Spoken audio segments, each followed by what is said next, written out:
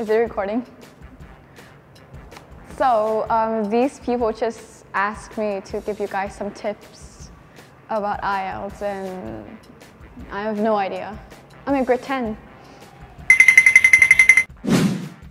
So this is actually divided into 2 stages. The first one is the period of time that you have before the exam and the time during the examination. So to prepare for your exams, I've seen most people go through the same mistake as trying to cram all of the information in one night and the actual night before the test. And this is not very good for their mental health.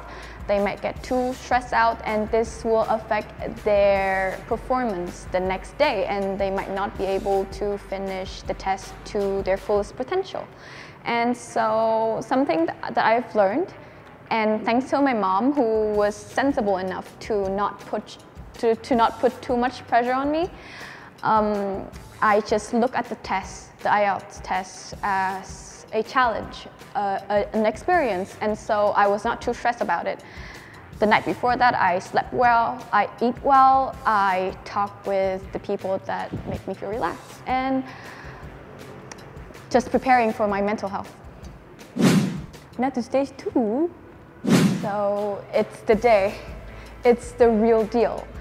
And again, I know it's scary, but just relax. It's just like any other ordinary exams. And in my case, the IELTS exam, it's nowhere near the level of information intake that I have to do at school. Like the IGCSE course is no joke. But now to the real tips. Time management is key. I've seen so many people find difficulties in trying to finish the exam within the time limit.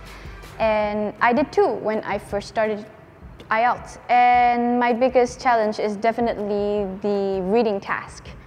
I would just pick up the reading insert and be like, holy cow, this is so difficult.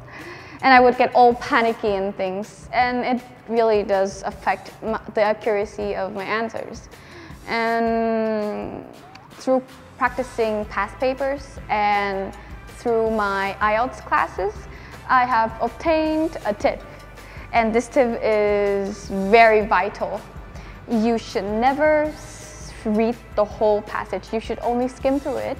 Actually, you should go to the question and read the question first.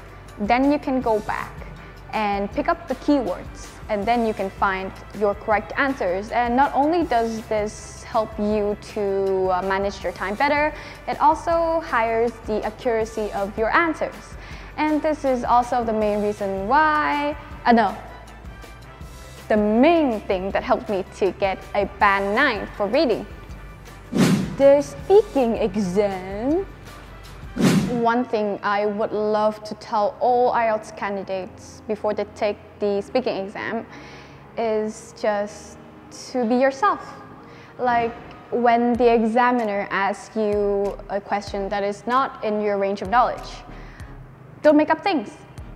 Don't act like you're a total expert at it when you're not. That ain't gonna give you no score.